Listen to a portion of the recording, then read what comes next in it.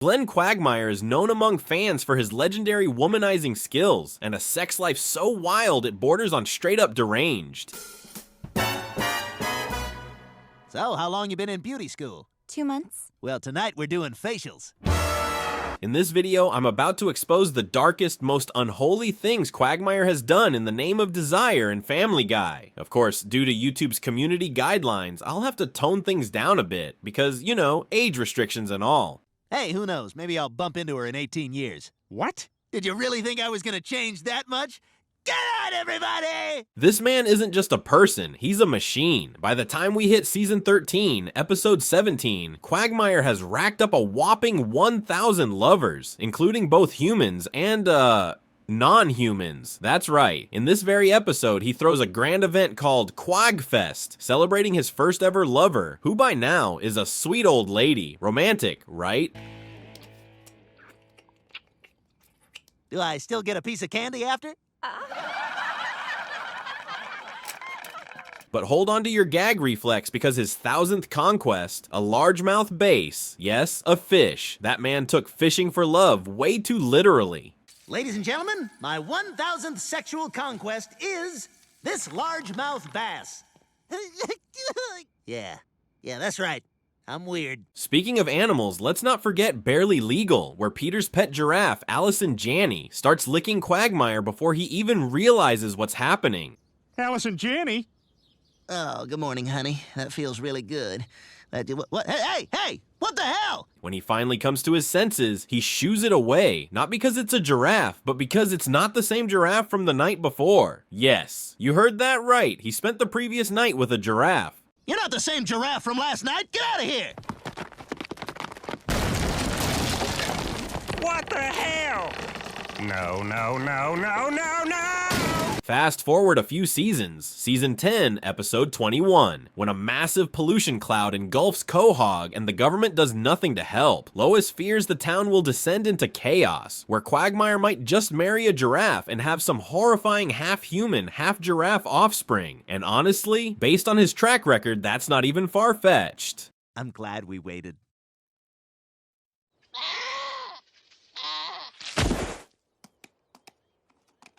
Giraffity! Yeah, see, that's not mine.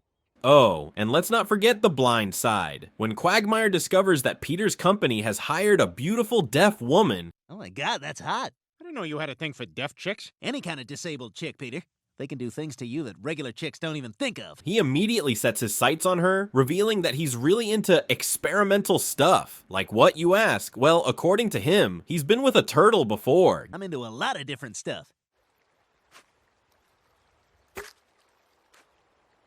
What, you hear something? Nah, it's all good. All right. Giggity? More like, dear God, why? Quagmire, a man completely ruled by his desires. He has, on multiple occasions, tried to make a move on Lois, even though she's the wife of his best friend. This was painfully obvious in Season 8, Episode 10, when Lois and Peter had a fight, leading her to temporarily move out. I'm leaving, and I'm taking the kids with me. That's a beautiful necklace you're wearing, Tiffany. Thank you. Is that what you do with your Saved by the Bell money? The moment Quagmire spotted Lois shopping alone at the supermarket, he pounced like a damn leopard on a gazelle. Lois,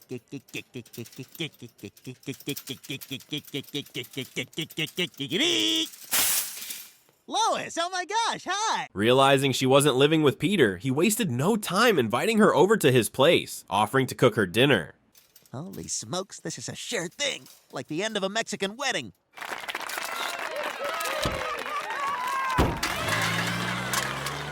That night, Quagmire pretended to be tipsy on wine, just so Lois would help him into his bedroom, and thus, the Oscar-worthy performance continued. I think I can make it from here.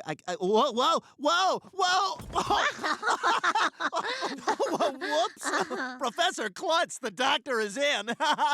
Oh, where's this heading? Lois, being the good-hearted woman she is, gently told Quagmire that if Peter were no longer around, she'd want to be with someone trustworthy, like him. You trust me? Uh-oh. What, is something wrong?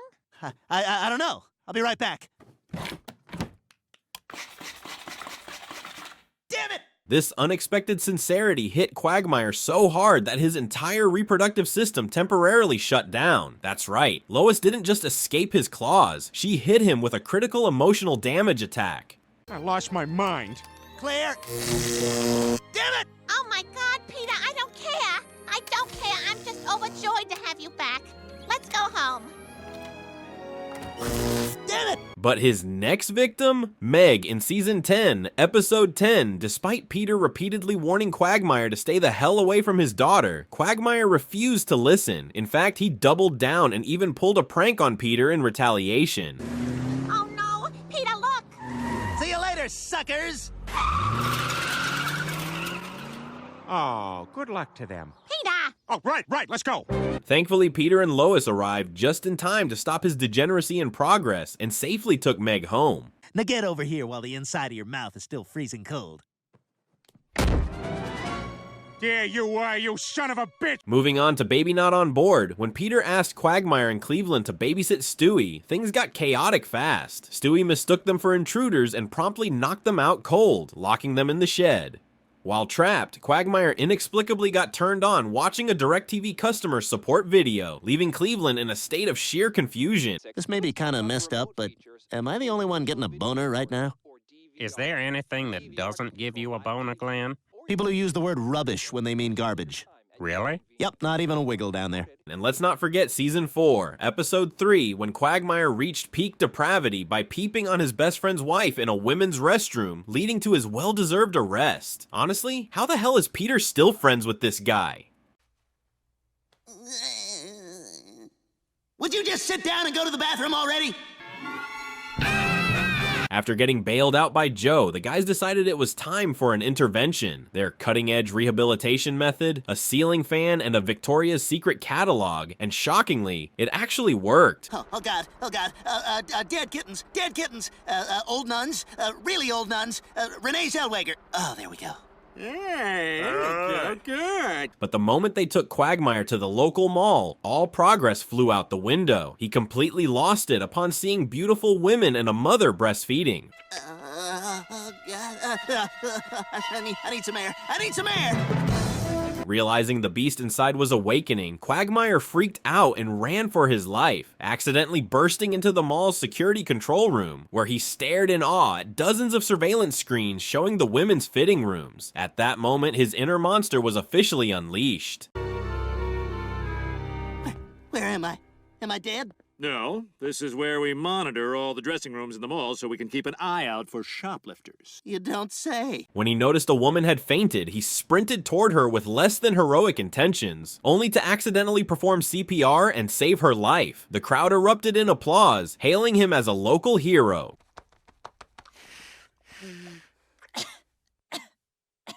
That was amazing. You saved her life. Thank God you know CPR. What the hell's CPR?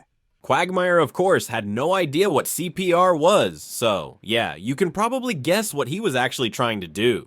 Now, let's dive into a darker, more disturbing side of Quagmire, his unsettling fondness for those who have, well, passed on. One of the most bone-chilling moments happens in I Take Thee, Quagmire, when Death himself arrives to claim Joan's life. Instead of, reacting like a normal human being, Quagmire immediately asks if he can have just 5 more minutes alone with the body. And let's be real, we all know what he meant. Hey, Death, can you leave that body here for another 5 minutes? That's Quagmire.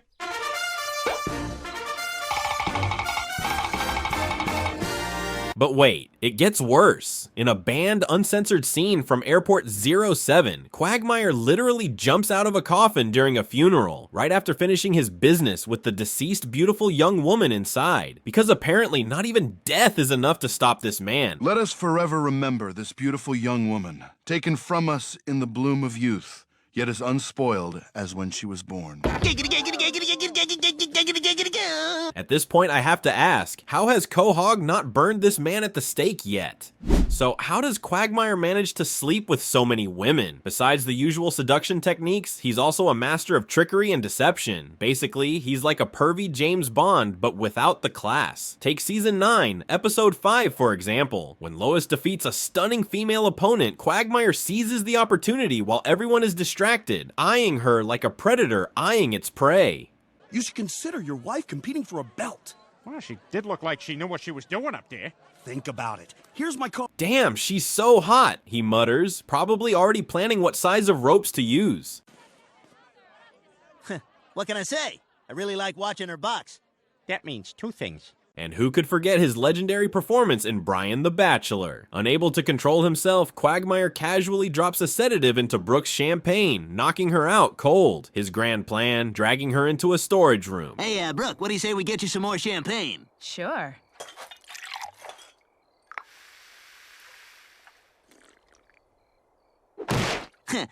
All right. His fatal mistake, forgetting about the dozens of cameras filming the whole thing.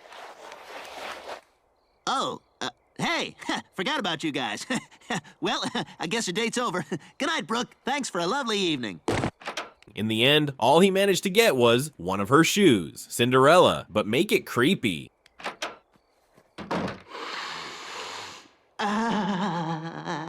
In that same episode, Quagmire even takes Brooke to his mother's house, hoping to turn their romantic dinner into a threesome. Yep, just when you thought things couldn't get worse. Bam, they get so much worse. Mittens, shut up! Mittens, shut up! Don't you talk to Mittens that way! Mittens is a member of this family! Mom, you want this three-way to happen, you're gonna have to change your tone. Oh, and drugging women? That's Quagmire's signature move. In Stuck Together, Torn Apart, a waiter asks if he wants his drink with a special little something, a sedative known for knocking out female partners. Hey, how about a couple of drinks? Certainly, sir. Martini for you and the usual roofie colada for your date? No, I wouldn't bring a glass of wine. Now get this, Quagmire declines because he's dating Lois. Wow, a moment of restraint. But later, when he gets the chance to use the same trick on Jennifer Love Hewitt, he goes all in. Stay classy, Quagmire. What a couple of freaks. God, I need a drink. Waiter, martini and a roofie colada. Of course, sometimes the universe just hands him women, like in Peter Griffin, Husband, Father, Brother, when Stewie locks a girl named Cindy inside the men's restroom. You know, Cindy, I'd feel worse about this if you didn't spell your name with that insufferable I at the end. Oh, and that cock-a-doodle smiley face you used to dot it. You sicken me! I'm not gonna hurt you. I'm not gonna hurt you. At the end of the episode, Quagmire finds her tied up and gagged in a stall, and his reaction, pure joy, like he just won the lottery. Jackpot! I wonder what happened to Cindy. Dear Diary, jackpot. Then there's For Father, where a gorgeous blonde delivery girl shows up at his doorstep. Naturally, Quagmire tries to get busy with her right there. Package for Glenn Quagmire? Oh, excuse me.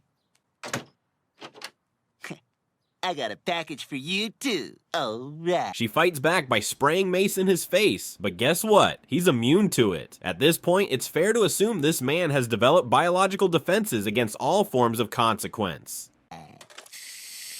Nice try, but I built up an immunity. Honestly, after watching this episode, I couldn't help but wonder if Quagmire was immune to STDs, like his alternate universe self in Season 8, Episode 1. His body count would probably be in the millions. Hey, look, there's Quagmire. Thanks, honey. Say hi to your husband. Oh, I got AIDS again. Better take my NyQuil cold, flu, and AIDS. All gone. And let's not forget Season 5, Episode 12, when Peter buys a new pickup truck and covers up the back window, blocking his view. The result? He reverses straight into Quagmire's car, where, for some mysterious reason, a bunch of Thai women were stashed. Peter, what the hell? My car! Oh, damn it! Hey, come back! They scatter in all directions like a police raid just went down. Oi, จะไปไหนมานี่อีดอกกูจ่ายเงินไปแล้วกี่กองกูตกลงกับพ่อมึงทำไมไม่ตาม But wait, there's more. Peter then backs into Quagmire's storage shed, unleashing dozens more women, fleeing like bees from a destroyed hive. But don't worry, they're tagged. Quagmire, I am so sorry. Don't worry about it. We can go after them. Don't worry about it. They're tagged. They're tagged. Just get me to the airport. And believe it or not, this is one of the many ways Quagmire finds his girlfriends. Giggity. Quagmire's love gadgets, a wild ride through his high-tech playground. Of course, Quagmire doesn't just rely on charm. He's got a whole arsenal of love-enhancing gadgets to spice things up. Here, let me help you to the door. You're a jerk, Glenn Quagmire. One of these days, you're gonna get what you deserve. You better put something warm on. You got an icicle forming down there. The one that left the biggest impression on me? His Holder Downer 5000, featured in Valentine's Day in Quahog. This marvel of engineering comes equipped with robotic arms designed to grab, undress, and, let's say, enthusiastically restrain any lady who dares step onto the bed.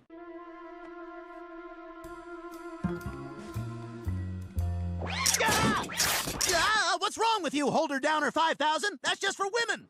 But wait, there's more. His Cabin in It takes a village idiot, and I Married One features a similarly enhanced couch, which Lois kindly demonstrated on her husband by pressing a mysterious wall button, because why not?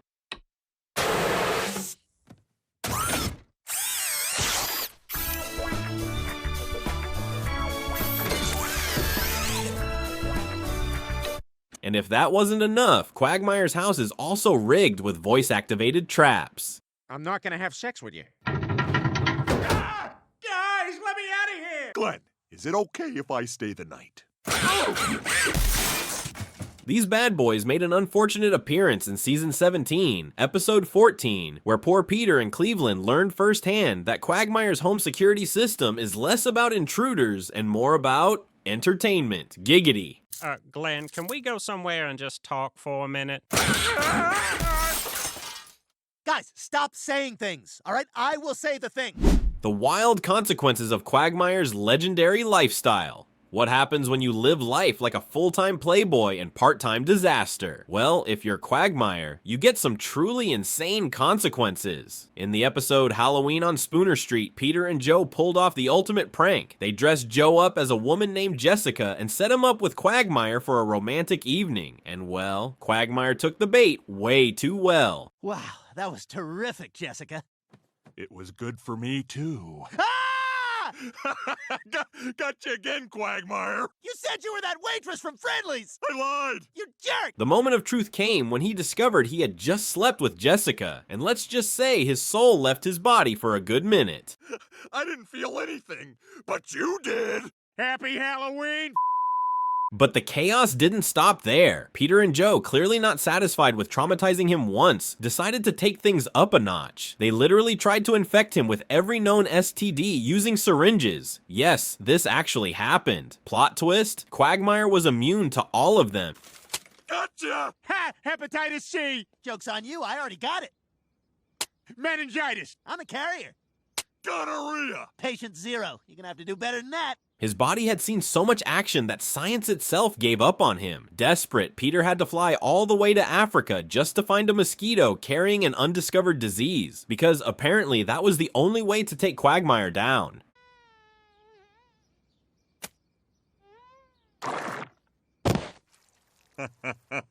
We got him. Halloween is fun. Now, let's fast forward to Season 13, Episode 10. Peter, under the alias Justin, threw a wild house party. Naturally, Quagmire wasted no time charming a stunning girl named Kira and took her home for the night. Hey, Justin, I wanted to introduce you to Kira. She's the one who brought 4 loose Sierra Nevadas. Kira! You totally rock for bringing those. The morning after, they were sharing sweet nothings when, bam! Quagmire realized Kira was still in high school. Turns out tequila makes you blind. You drive a school bus? No, silly. I take the bus.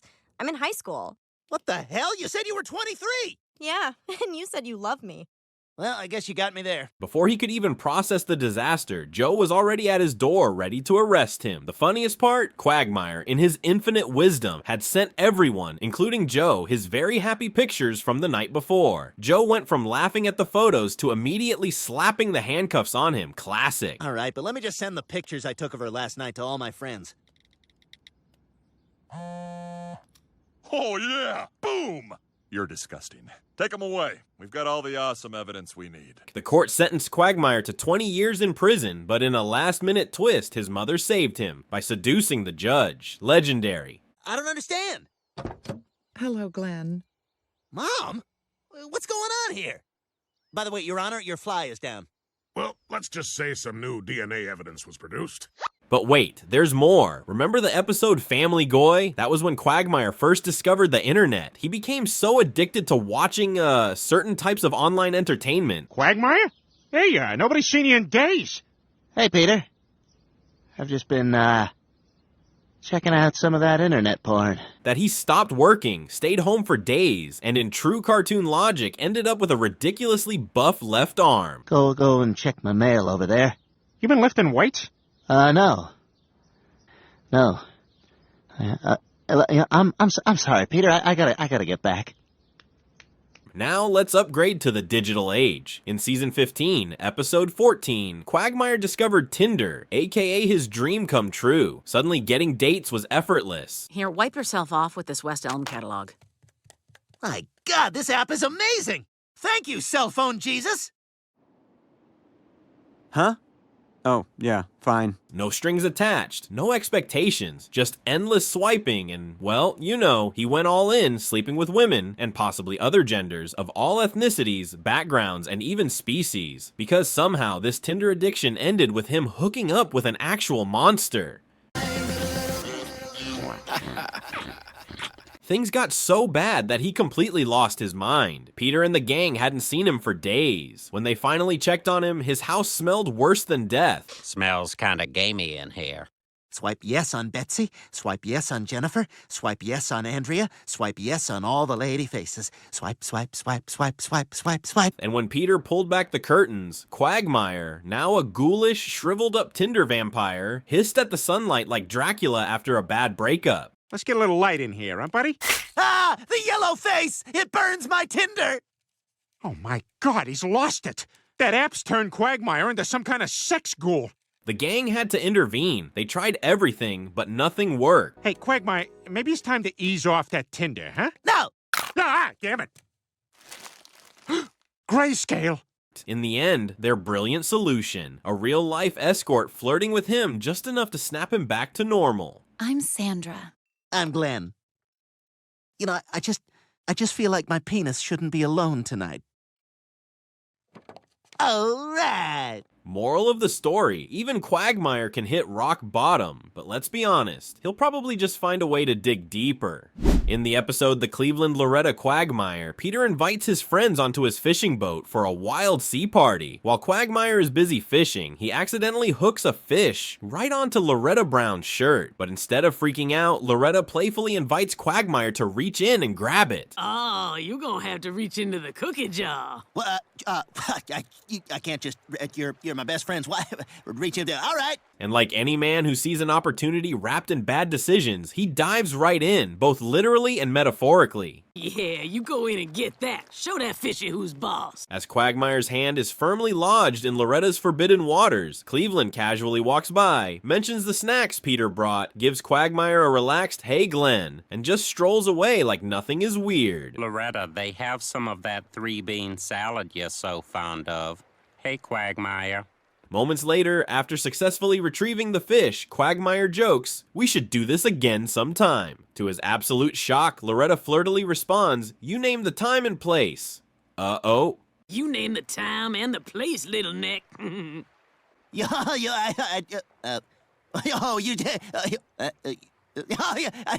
Huh? One thing leads to another, and before he knows it, Quagmire's doing a lot more than fishing with Loretta. Peter Griffin, temporarily suspended CPR. Holy crap.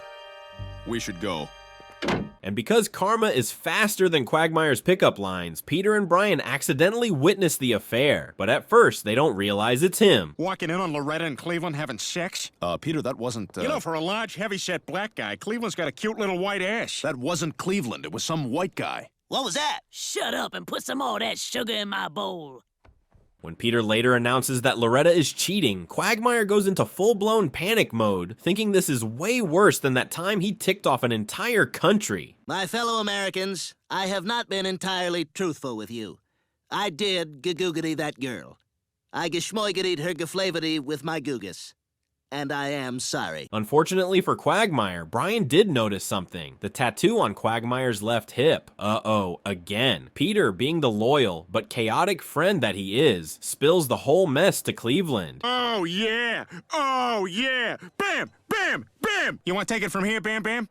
Bam, bam, bam, bam, bam. You want to take it from here, Emerald? Bam. So that's what we're dealing with here. Any thoughts? But when Cleveland confronts Loretta, she straight up admits to cheating, yet somehow blames Cleveland for being too weak. And just when you think things can't get worse, Loretta kicks Cleveland out of his own house. I cheat on you and you apologize to me?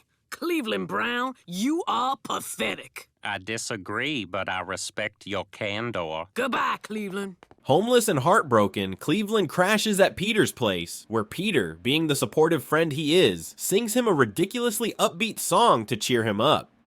Rock, lobster! Rock, lobster! Even though Cleveland has been publicly humiliated, betrayed, and thrown out like last week's leftovers, he stays disturbingly calm. This worries Lois, who recalls how she nearly lost her mind after spending $200 on tickets to see Crossing Over with John Edward. I'm sensing an A. Does your name begin with an A? No. A B? No. C, D, E, F, G, H, I, J, K, L, M, N, O, P? Peter! My name's Peter! Is your name Peter? Wow, you are some kind of sorcerer. The next day, Peter and Brian visit Quagmire's house and confirm the tattoo. Yep, it's definitely him. Quagmire immediately drops to his knees, begging Peter to keep his mouth shut. But of course, Peter being Peter, tells Cleveland anyway. Please don't tell Cleveland. Well, all right, Quagmire. Cleveland, Quagmire's sleeping with your wife. What? Quagmire slept with Loretta? And Cleveland, still weirdly chill. This freaks Lois out so much that she tries to fire up Cleveland by telling Peter to slap her butt. Oh, God, Peter, hit me! Yeah! Ow! Wow, so that's something about Quagmire and Loretta, huh? Determined to reignite Cleveland's inner beast, Peter takes him to an old-school wrestling match. But the only one who gets mad is Peter. Well, maybe not him, because he's kind of big, but don't you want to hit the guy sitting next to you? Well, not him, because he's kind of big, too, but don't you want to hit his kid? Take that, Macho Man Randy Savage, you jerk! So Peter and Brian take things up a notch. Peter puts on a Quagmire mask, Brian pretends to be Loretta, and they dramatically reenact the cheating scene, pushing Cleveland into a jealousy-fueled rampage. Hey, Peter, knock it out! Yeah, you sweet thing. Get your Oh, damn you hands like off it dirty, me, you son of don't a you? bitch. Easy, girl. What the hell are you Easy. doing? Cleveland can't what is that in satisfy your you. pocket? Quagmire's got Lois, the cure. somebody! Yeah. Seeing his friend finally snap, Peter knocks him out. Yeah, that's the logic here. Relax, relax. There you go. There you go. Okay, shh, shh, shh, shh. It's okay. It's okay. It's all gonna be okay. In a final, desperate move, Peter tries to airdrop a warning to Quagmire using a plane, but that fails. Instead, he dumps Quagmire at Mayor West's house for protection. Bad idea. Mayor West's methods are so terrifying that Quagmire runs for his life. That episode of Growing Pains when Mike's friend Boner ran for student council. Boner, his name was Boner. In the end, Cleveland finally explodes, storming into Quagmire's house with a baseball bat, smashing everything in sight. But when he finally catches Quagmire, he realizes he just can't hurt another living person, no matter how much they hurt him. Oh, I can't. It isn't in me to cause harm to anyone, no matter how much someone has harmed me. I'm sorry, Cleveland. Lucky for Quagmire, because let's be real, he was about to get obliterated. That being said, Loretta did willingly invite Quagmire in for a fishy affair, so Cleveland ultimately decides to divorce her. And for the funniest punishment Quagmire ever got, in Season 8, Episode 12, he's thrilled when he's literally turned into a condom, only to instantly regret it when he realizes he's about to be used by a gay couple. Karma, my dude. Karma. All right. No, not all right! That's all I remember about Quagmire getting what he deserved for going too far. If you recall any other moments, drop a comment below. Who else but Quagmire? So, have you finally accepted that Quagmire isn't human? Because let's be real, he might actually be an alien. I mean, the guy can bang literally anything. Quote, Peter Griffin. That guy'll bang anything. Hey, Lois, I'm starving. What's for dinner? I made meatloaf. It's in the fridge. Hey, Peter, do you mind? But I have to get dinner. Go out. At this point, NASA should be studying him.